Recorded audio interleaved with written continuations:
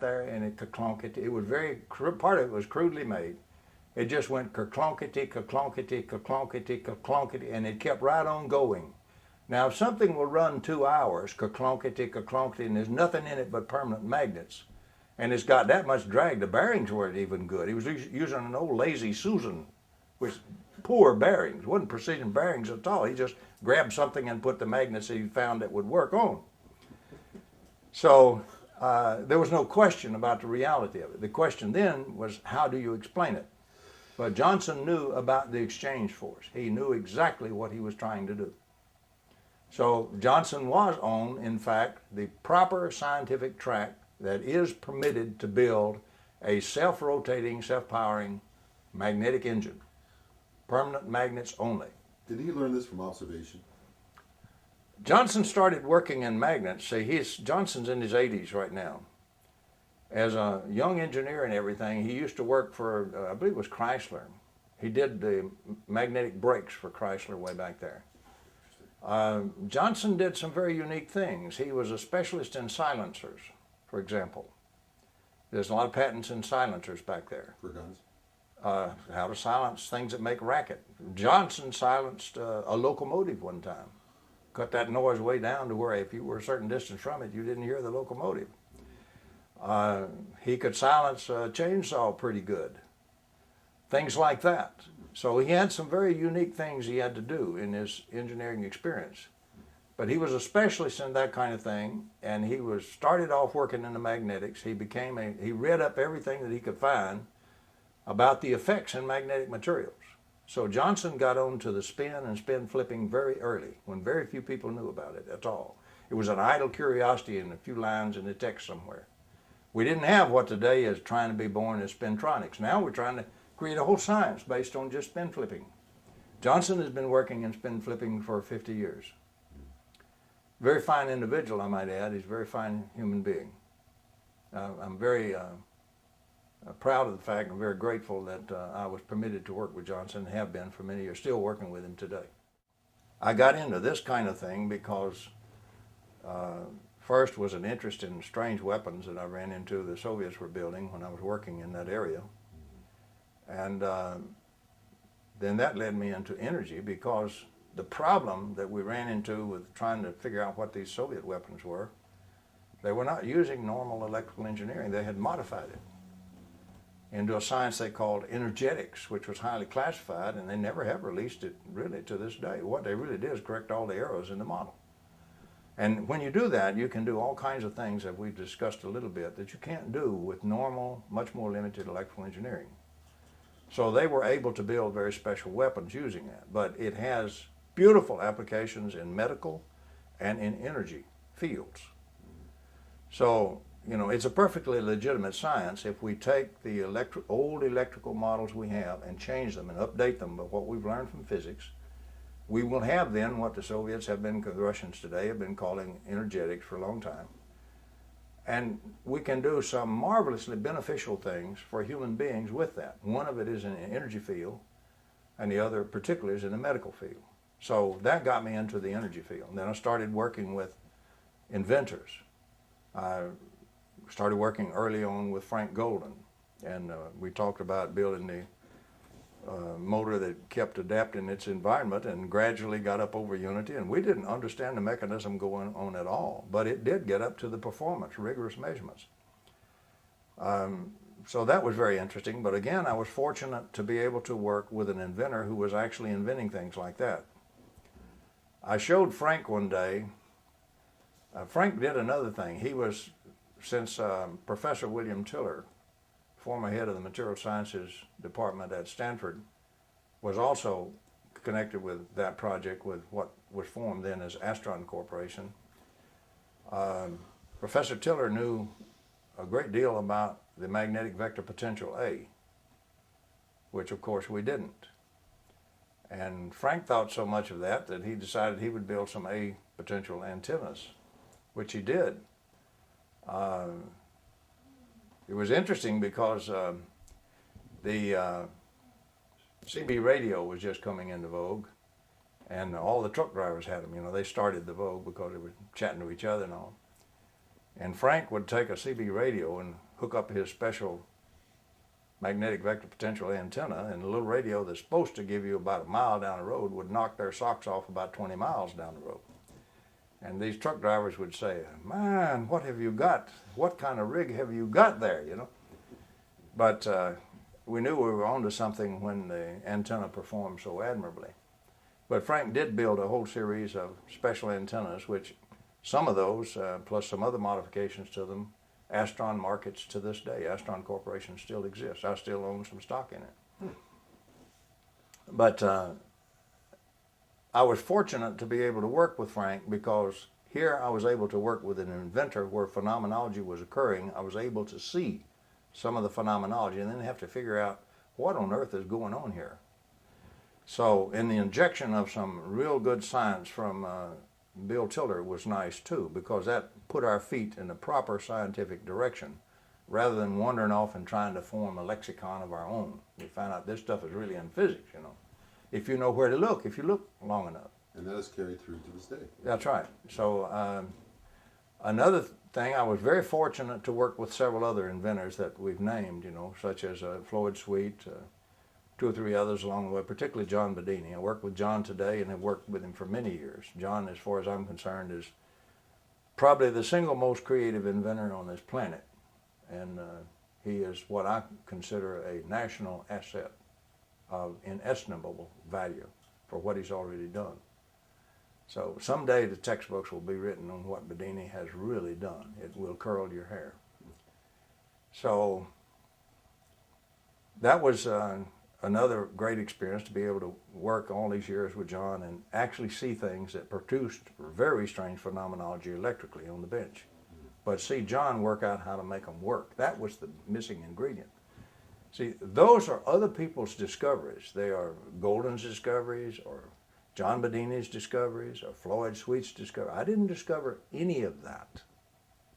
My job was to work with them and then to sincerely do my best to find out what kind of physics would describe at least pretty close to what was going on. Because they knew they had it, it worked. They knew it, but they didn't know what the physics was. They had it working, and they had by trial and error found out how to make it work. Then the question is, how do you explain it? And my job was to find what kind of physics that thing is using. It's not a simple job, because often you can't do that in 6 weeks. It may take 6 years. But if you stay with it, and if you get enough phenomenology, gradually you start to narrow in the process. You accumulate a lot of references that you finally muddled your way through. You accumulate a lot of things that got actually discovered and parked on the bench nobody did much with, and you find out that's what is being done here. So you get slowly, you just narrow in to where you have at least a sort of a decent understanding of what's going on. It isn't perfect, but at least you have a proper physics type approach to what's going on. It can be put in very solid physics, for example. And what's important about that? What's important about knowing how, that, why, and how? What's important about knowing something of the real physics of it is this. Many inventors have actually done some remarkable things. Stubblefield was certainly remarkable in what he did. Before Tesla got some of his stuff from Stubblefield. And it turned him on to the area. And then Tesla, of course, was a creative genius. But many of the inventors, the physics wasn't born yet, the early inventors that did this, to explain it. The physics wasn't available. So they created their own lexicon, their own terms, their own concepts. And what we have today, there's no way to translate that into physics unless you dig out the physics first. Well, if nobody's ever put together the bits and pieces to make a physics that you could translate to, it never gets translated. It's a chicken or egg situation.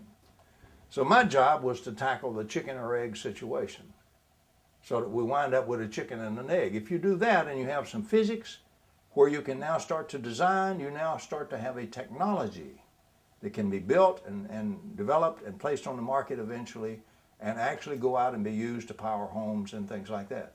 Until you get both some kind of theory that's workable, some kind of theoretical model that understands and fits this experimental phenomenology to help you with your design of then bigger systems, better systems, more stable systems, you're never going to have a technology. Can't advance. It can't advance past the early prototype stage or lab bench experiment stage. Those who made it past there, like Ed Gray, went into production on a system. And of course, they came in and stopped his production line in Los Angeles, or you'd had Gray systems on the market. So a lot of it was suppressed all the way, and that's very true. T. Henry Moray was absolutely genuine. All his systems were genuine. He had a 50 kilowatt system. But the vested interest came into play. No matter what you like to think, or whether you didn't want to be a conspiracy buff or not, I'm trying to remember the noted writer who said, it's not that there's one conspiracy, there are many, because every big organization's got all kinds of conspiracies going on in it anyway. That's the human situation. That's the 9% that try to manipulate everything. So don't worry about conspiracies. In every big organization, big group, or whatever, including big commercial companies after the Enron scandal, who do we have to convince of that? In every one of those big businesses, you have exactly the thing going on today. Well, people who early on took over power companies and things like that, and the power industry and all, and got the money for it, when you get through all the interlocking corporations, they really don't want to see that change, because that's the golden avenue that pours money into their coffers. It's just a matter of, I don't want to disturb my income.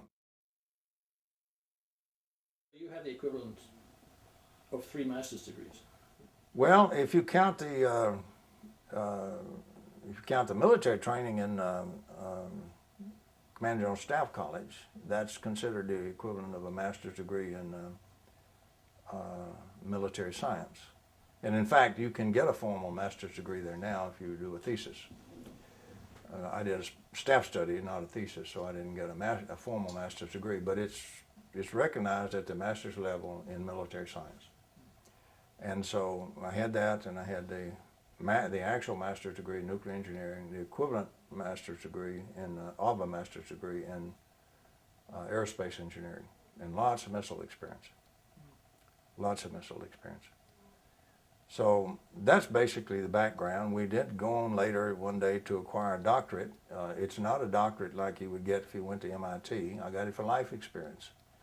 And I did submit a thesis. I did work on a thesis. My thesis was the first, hopefully legitimate, theory of permissible over-unity electrical power systems. And part of it was the first formal correction to Aristotelian logic, so far as I'm aware, that's ever been done. And the production of a 5-law logic, which turns out to agree very well with well, it helps on latent stuff, but it also agrees very well with, I'm trying to think of the other fellow that did a beautiful work in logic that was very well indeed. It agrees with his logic's output entirely. So we came along the same path, you see, just a different track. Pythagoras? No. No, I'll think of it in a moment. But that was really what I had in my thesis. It was a correction to formal Aristotelian logic. You can show easily that all the methods we use to prove the logic symbols, logic theorems in 3-law logic are flawed. And when you correct it, you get a very strange logic. But it does seem to work in the real world. It does have some applications, but very strange, very odd. Yeah. Opposites can be identical because you inject the addition of observation. You don't really have A and not A. You have observed A and observed not A. You have applied a process before you can say you have A. Even in your thought process you have.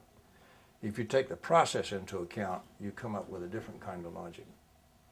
See, Aristotelian logic never took into account the process. The closest thing to anything like that is the beautiful book, Mathematics, Loss of Certainty, that Morris Klein. That Klein did, Morris Klein did. And anybody that's interested in logic at all, I would highly recommend read Morris Klein's book. You said something in the earlier tape from 2000. I played it for my wife, and it just fascinated me, and that is that it's a pretty simple concept, I suppose. We tend to look at everything in 3 dimensions, 3-dimensional space, because our minds exist in space-time. That's right. So can you say more? We are fitted to the photon interaction, which is what generates what we call the 4 space, 3 space that we see. Because when you do observation, you do a partial with respect to t, you tear off the time dimension, you see a flat 3 space snapshot. And you see life like you do it very rapidly. You don't realize you're doing it that rapidly, but you never see the fourth dimension. You always see continuing series of three space